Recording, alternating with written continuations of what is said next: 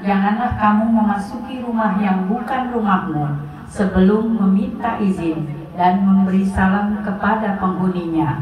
Yang demikian itu lebih baik bagimu agar kamu selalu ingat. Baik. Ya ayyuhalladzina amanu la tadkhulu buyutan ghairu buyutikum hatta tasta'nisu wa tusallimu ala ahliha. Dzalika azka lakum wa athhar, gitu ya.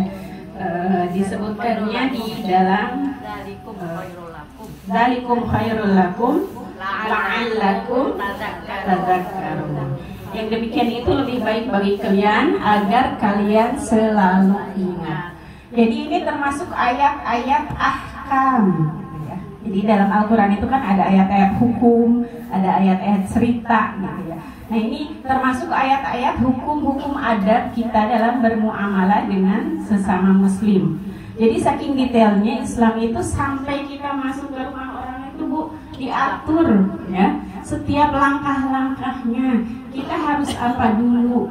Nah, kemudian Quran itu ditafsirkannya pertama dengan Quran lagi, kedua dengan hadis ya.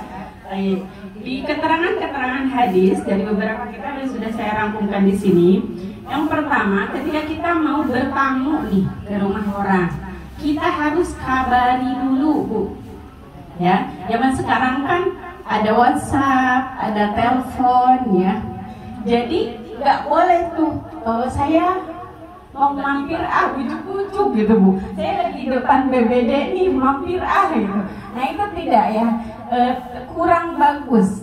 Lebih baik kita itu izin dulu, saya mau bertamu, kapan bisanya, jam berapa gitu ya, saya mau datang berapa orang.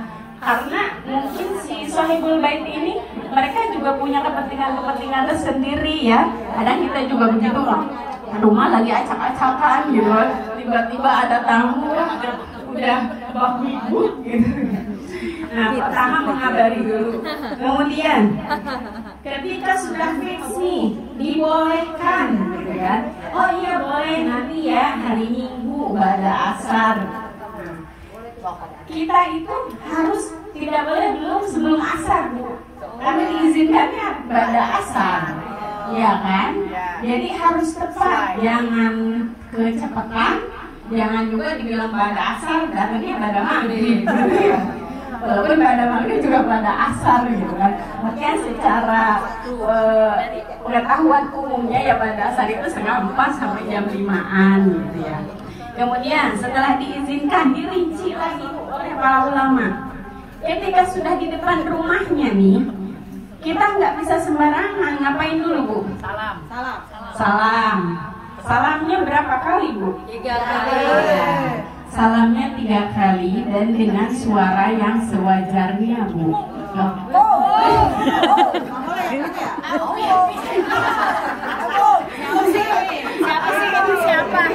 Siapa ya?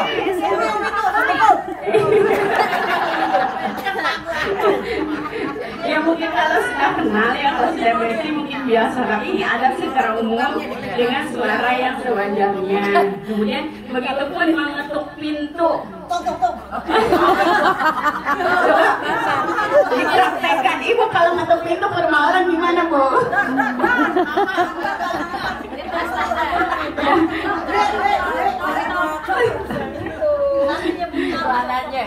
Setelah salam tadi 3 kali kita sambil mengetuk pintu. Disebutkan oleh para ulama, mengetuk pintu pun ada adabnya Bu. Jadi ala aqariil asabi kata para ulama. Aqariil asabi itu ini pakai ini Bu. Nah gitu. Ala aqariil asabi. Nah itu ya. Kalau ada bel ahsan ya, misalkan ada orang kan yang mungkin kalau ditutup tidak terdengar pakai bel gitu. Tapi jangan gedor gitu. Langsung. Apalagi kalau sudah 3 kali dan tidak ada jawaban. Kan biasanya kalau sudah janjian 3 kali tidak ada jawaban, baru 1 kali pun udah keluar kan orang. Makan belum. Ya sudah nunggu. Ya. Ya, gitu. Bisa. Kemudian Bu, di depan kita mengetuknya dari mana Bu posisi kita? Pagar, ya, pagar. Itu depan. Ketika kita berada di pintu depan Bu, kita tidak boleh berdiri langsung. Kita harus di kiri atau di kanan, sambil menunggu atau membelakangi. Jadi itulah ya sempurnanya Islam seperti itu. Jadi kan ada beberapa rumah yang ketika pintu terbuka semua kelihatan gitu ya. Ada yang sedang tidak menutup aurat. Oh, ngintip nggak boleh, apalagi nggak boleh Bu. Bintitan tuh. Tidak boleh. Ya, salah satu adab bertamu itu tidak boleh mengintip. Bahkan dalam sebuah hadis disebutkan, apabila ada orang yang mengintip, kemudian kamu colok matanya gitu, kemudian matanya itu sampai buta, itu tidak berlaku hukum ganti Bu. Kan dalam Islam kisos ya, itu tidak berlaku Bu.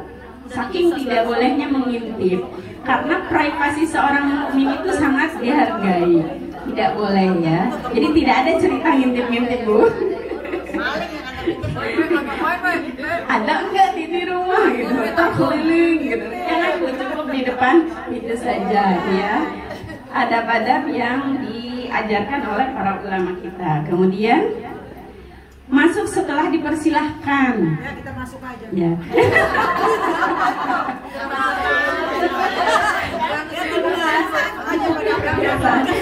Kalau sudah kenal, beberapa para ulama menyebutkan ada tingkatan-tingkatannya. Kan ada orang yang sudah keluarga, rumah kita sudah seperti rumah dia.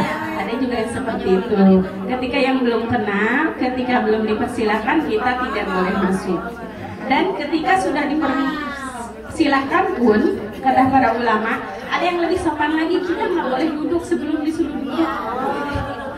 Silakan masuk. Jadi kita tuan rumahnya harus bilang silakan masuk, langsung silakan duduk. Gitu ya. Jadi kalau belum disuruh duduk jangan duduk dulu. Gitu ya.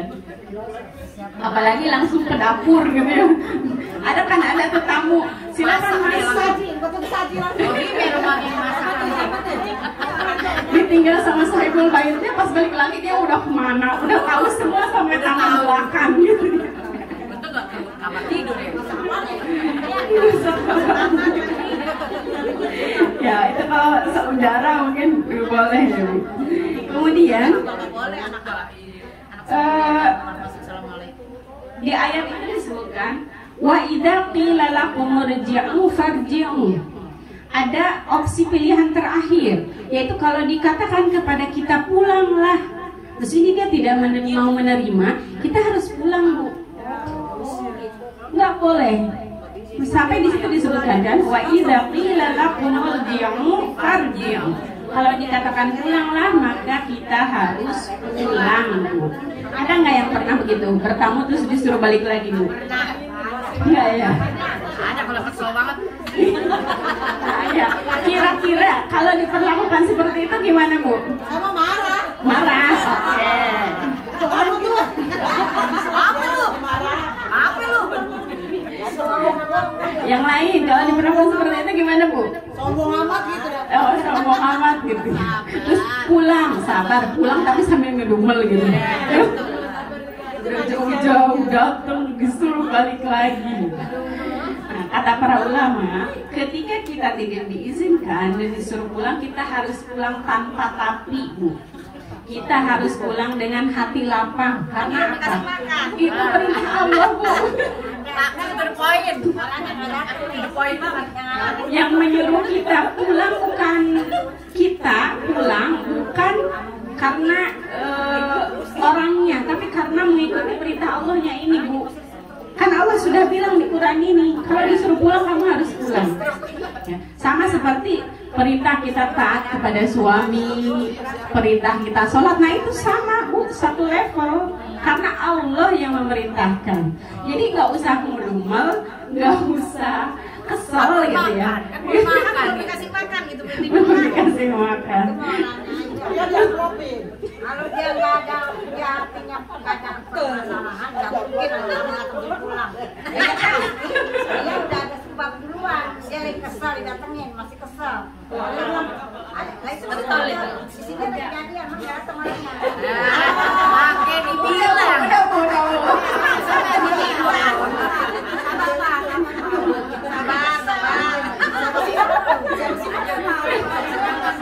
Jadi begitu ya, kalau disuruh pulang aja Bu, nggak apa-apa, kita husnuzon saja. Mungkin dia mendadak ada keperluan ya, mendadak migrainnya kambuh. Nah itu kan jadi lebih enak tuh kan kitanya. Jadi nggak mau ngedumel-dumel gitu ya, nggak nambah dosa gitu Bu ya. Bahkan kata para ulama itu, jadi ketika ada orang yang disuruh balik lagi dari satu rumah, itu terbagi menjadi dua hal, dua kelompok, yaitu tadi yang ngedumel itu nazi'un li syariatillah katanya. Dia menentang syariat Allah loh Bu. Ya kan, karena Allah yang memerintahkan. Ketika dia pulang dengan hati lapang, maka dia yamtathilu bi awamirillah, justru dia melaksanakan perintah Allah dan mendapat pahala. Bu ya, jadi biar dapat pahala jangan ngedumel Bu, ntar pahalanya hilang gitu ya.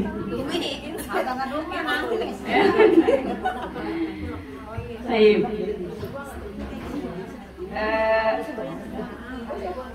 Kita harus berhusnuzon ketika diperlakukan seperti itu. Sayyidina Umar itu ketika diperlakukan tidak baik, maksudnya sama sesama muslim, dia akan mencari 100 alasan agar tidak suuzon. Ya, misalkan tidak boleh masuk ke rumahnya, oh mungkin dia sedang sakit. Terus aja kita cari sampai 100 alasan. Ya, positif thinking. Ya, berhusnuzon kepada sesama muslim. Itu untuk adab-adab ketika kita bertamu. Nah, sekarang yang keduanya, adab-adab ketika kita menerima tamu. Menerima tamu, ya. Tadi kan kita yang bertamu. Nah, sekarang kita yang menerima tamu.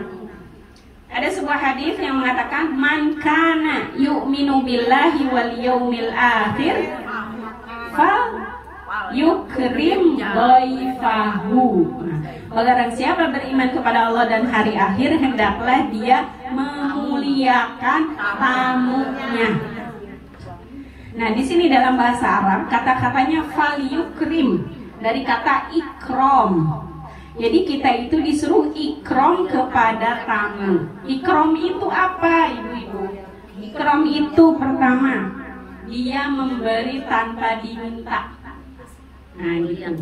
Orang ikram itu, ya, kalau diterjemahkan ke dalam bahasa kita artinya memuliakan. Ya, tapi bahasa Arab itu adalah bahasa yang paling kompleks Bu. Jadi setiap kata itu punya spesifikasi masing-masing. Tapi kadang tidak ada padanannya dalam bahasa Indonesia. Jadi diambil yang terdekatnya. Memang memuliakan. Tapi secara lebih spesifiknya, jadi kalau ada orang nih ngasih, semua dikasih. Mau anak kecil, mau ibu-ibu, mau dia orang kaya, mau enggak, pokoknya dia kasih aja. Orang yang memberi tanpa syarat, memberi tanpa diminta, itu namanya orangnya karim. Ikram itu pekerjaannya. Jadi kita disuruh ikram kepada tamu. Ketika tamu datang, sebelum dia minta minum, kita suguhi dulu minum Bu. Itu namanya ikram. Kemudian tidak ditanya dia mau apa. Nah itu salah satu adab tuan rumah. Kalau kita baru kata-kata mau ngapain, gitu. Jangan Bu, suruh masuk dulu, duduk dulu, kasih minum. Sebelum dia cerita kita tidak boleh bertanya. Karena para ulama adabnya seperti itu. Karena kan mungkin ada juga orang yang hanya ingin bertamu saja ya, mau main gitu. Ya mungkin mau stress release di rumah besti gitu ya. Di rumahnya mungkin lagi, tidak apa-apa. Itu namanya ikramud dhaif. Julukan Nabi Ibrahim banyak ya julukannya, Abul Anbiya, Khalilullah, apalagi ada satu lagi yang ada yang tahu? Bukan, kalau Duyufullah itu tamu Allah. Nah, julukan yang lain itu Abu Diyafah. Jadi bapaknya para penjamu tamu. Nah, kalau ibu ingat di surat Az-Zariyat cerita Nabi Ibrahim yang kedatangan tamu malam-malam, Bu. Coba dilihat surat Az-Zariyat.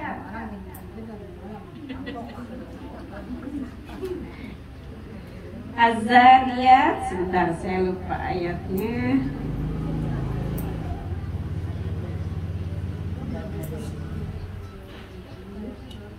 Ini catatan saya. Ibrahim itu Az-Zariyat 24 sampai 27. Sekarang dibaca, Bu.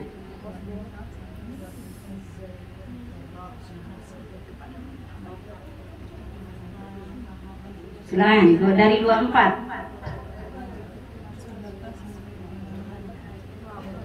Hal ataka?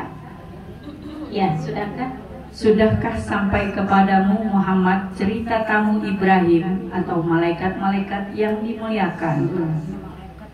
Ingatlah ketika mereka masuk ke tempatnya lalu mengucapkan salaman. Ibrahim menjawab salamun. Mereka itu orang-orang yang belum dikenalnya.